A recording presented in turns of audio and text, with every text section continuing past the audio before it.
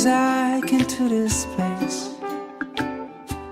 그 다음 질문은 책에 대한 이야기를 해주신 분이 계셨는데 같이 한번 읽어봤으면 좋겠어요. 지금 상황상 읽어보실 수 있는 분이 있으신가요? 같이 읽어야지 우리가 공유를 내용을 이해하고 할 수 있을 것 같은데 이거 한번 소리 내어서 말로 읽어주실 분 계신가요? 읽어주세요. 사실은 저도 예전에 책 읽어주기를 강요했던 적이 있었습니다. 선생님들에게도 되도록 많은 책을 읽어주라고 부탁했습니다. 책을 좋아하는 아이로 만들고 싶었기 때문입니다. 하지만 결과는 의외였습니다. 아이들은 조금도 나아지지 않았던 것입니다. 이때부터 조금씩 생각을 달리하게 되었습니다. 좋은 의도로 시작했던 책 읽어주기가 오히려 아이들의 자립을 방해하고 책을 싫어하게 만들지는 않을까 하는 의문을 가지게 되었습니다. 소리를 듣기만 하는 수동형 태도가 직접 책을 읽고 싶은 마음을 사라지게 했는지도 모르겠습니다. 효과가 없다는 것을 알면서도 계속 할 수는 없었습니다. 그래서 책 읽어주기를 그만두고 대신에 이른 나이부터 글씨를 접하게 하고 스스로 책을 읽을 수 있도록 지도했습니다. 책 읽어주기를 그만둔 다음부터 아이들은 책을 더 잘 읽게 되었습니다. 급기야는 책을 좋아하는 아이들도 빠르게 늘어났습니다. 어머니가 책 좀 그만 읽어라고 말해도 숨어서 책을 읽는 아이가 있을 정도였습니다.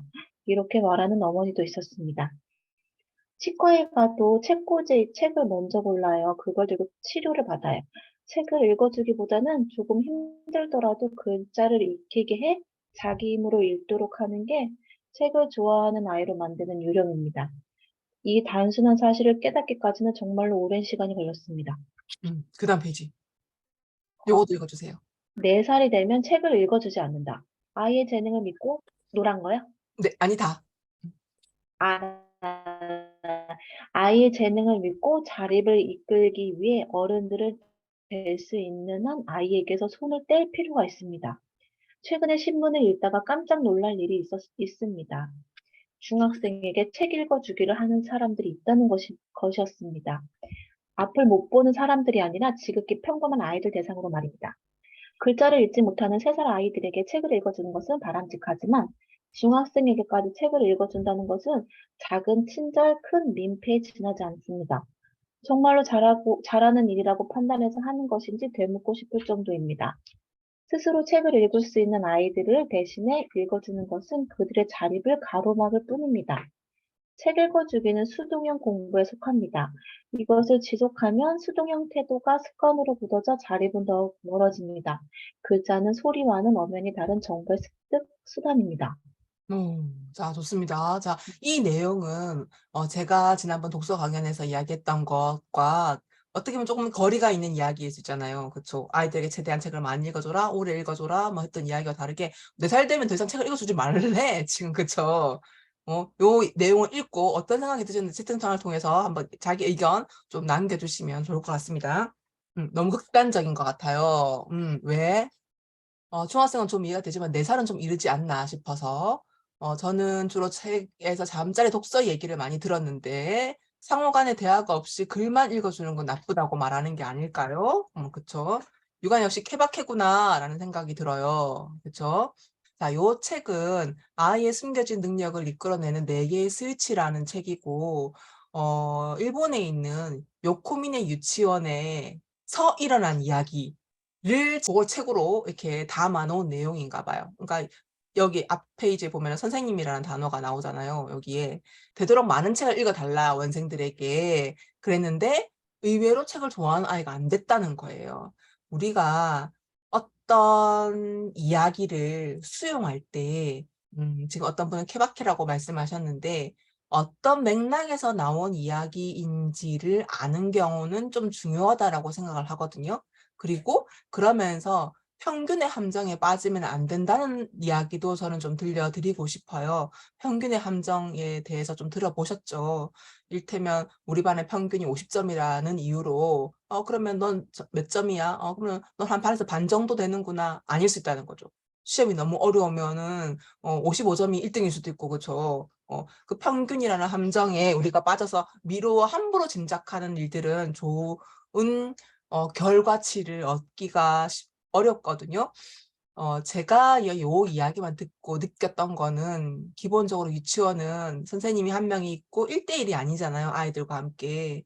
그래서 책 읽어주는 시간이라는 것이 있을 것 같고 그 책 읽어주는 시간에 선생님이 책을 읽어줬을 가능성이 있고 최소한 1대1은 아니었을 것 같아요. 제 생각에 동의 좀 하십니까? 그래서 선생님이 읽어주는 책이 어떤 아이는 재미가 없을 수 있을 것 같아요. 어떤 아이는 자연 관찰을 좋아하고 어떤 아이는 장자 동화를 좋아하고 어떤 아이는 집에서 책을 읽었다면 더 수준 높은 책을 좋아할 것이고 그런 게 전혀 없다면은 그쵸? 책 읽기가 너무 지루할 수도 있고 이게 아이마다 너무너무 다양한 아이들에게 선생님들이 책을 읽어주다 보면은 그러니까 책 읽고 있는 시간이 지루한 거죠. 책을 좋아하기가 쉽지가 않은 거죠. 차라리 책을 스스로 읽을 수 있는 도구 한글을 일찍 떼는 거죠. 소위 말하면 일본어를 일찍 떼게 하는 거죠. 그래서 스스로 읽게 했다는 거죠. 그럼 스스로가 지가 좋아하는 책들을 가지고 왔을 테고 유치원에 있는 책, 좋아하는 책을 읽었을 거고 그러다 보니 어떻게 보면은 책을 그만 읽어라라는 이야기가 나올 만큼 책을 좋아하는 아이가 되지 않았을까라는 생각이 들어요. 이 질문해 주신 분이 어떤 질문을 올려주셨냐면 책을 읽다가 책 읽어주기를 하지 말라고 하는 이야기가 나왔어요. 작가님께서 말씀해 주셨다시피 구체적으로 생각은 안 나지만 똑똑한 누구누구 고등학교 칭화대 보냈다는 중국 교육자 엄마, 심리학자인가 교육학자 엄마 그 사례를 제가 이야기했었죠. 중학생까지도 엄마가 책 읽어주었다고 하셨잖아요. 저도 작가님 말씀에 동의를 했고 초3인 내 아이에게 지금까지 잠자리에서 한 번도 빼지 않고 책을 읽어주고 있다. 근데 보통 낮에는 아이가 혼자 읽고 있고 두꺼운 소설책도 되게 의미가 있으면 아이 혼자 읽을 수 있는 능력은 있지만 걱정하지 않고 잠자리에서 책을 계속 읽어주고 있는데 이렇게 책에서 이런 내용 4살 이후로는 읽지 마라 뭐 이런 책을 읽다 보면은 이제 제가 어떻게 생각하는지가 궁금했다고 합니다. 기본적인 방향성 예를 들자면 뭐 보상은 효과가 없다 교육적으로 아이로 하여금 그 스스로 성취해내는 기쁨을 느끼기보다는 그 물건 뭐 상장 뭐 하여튼 뭐 수단이 있어야지 공부를 한다는 것이 학습이 되었을 경우에 그 수단이 빠져버리면 공부를 안 하는 아이가 될 수 있는 가능성이 높기 때문에 보상 효과는 효과가 없다 혹은 더 안 좋은 거다라고 결론이 나와 있어요. 교육학 쪽에서는. 하지만 제가 아는 지인 중에는 보상 효과로 너무나 좋은 명문대를 간 케이스를 2명이나 알고 있단 말이에요. 그렇기 때문에 이래서 케바케라는 게 아니야.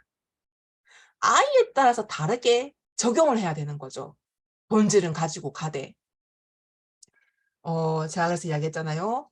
위에 아이가 있고 동생이 태어났을 경우에 엄마의 사랑을 원해서 책을 읽어달라고 하는 건 읽어줘야 된다. 그리고 아이가 좋아하는 영역이 한정이 되어 있고 아이 세계를 더 넓히고 싶은데 엄마는 그 부분에서 잠자리에서 재밌는 책을 읽어가면서 아이 세상을 넓히고 싶다. 그러면 책을 읽어주면서 책을 또 대화를 나누고 이런 것들이 좋다고 했지.